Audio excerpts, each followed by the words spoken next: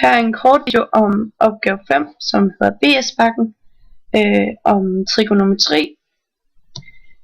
De oplysninger vi har fået, det er, at bakken er 380 meter lang på den skrå side, og ved start af bakken er vinklen 7 grader.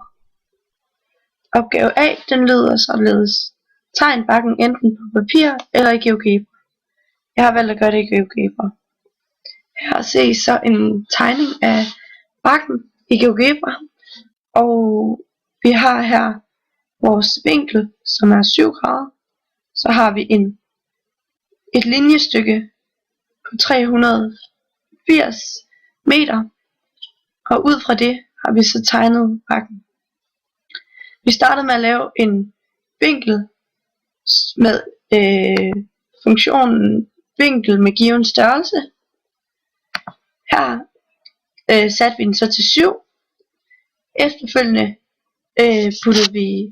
lavede vi et linjestykke med given størrelse, og lavede så efterfølgende linjen, og ud fra det målte vi vores modstående katete og vores hosliggende katete. Det gjorde vi ud fra funktionerne længde her. Så det er sådan vi har valgt at lave vores bakke i GeoGebra. Opgave B lyder således: hvad er højden på bakken? Og det kan man regne via trigonometri. Og siden A, som er højden på bakken, kan enten beregnes ved den her formel: A lige med A, altså siden A, er lige med B divideret med sinus B gange sinus A.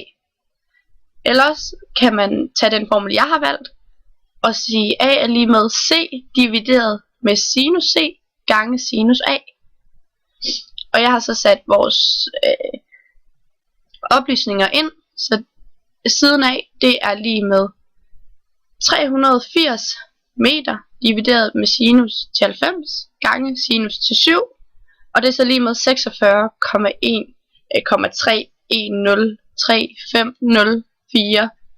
meter. Opgave C lyder derefter således: hvor meget stiger bakken i procent?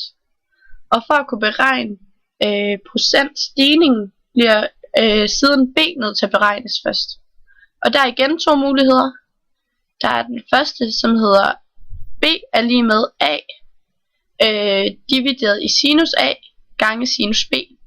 Eller der er den anden, som hedder B er lige med C divideret med sinus C til gange sinus B.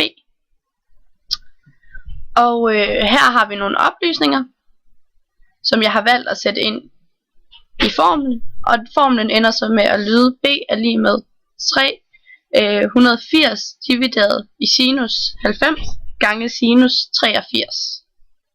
Og det er så lige med 377,163,753,756 meter.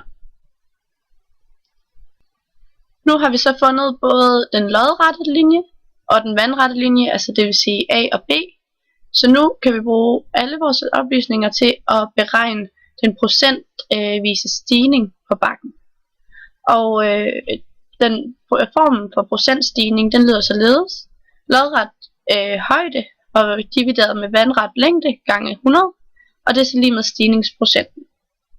Og jeg har sat de to tal ind i formlen, så den lyder således, at 46,3 divideret med 377,2 gange 100, som er 12,27%. Det vil sige, at bakken i gennemsnit stiger 12,27%.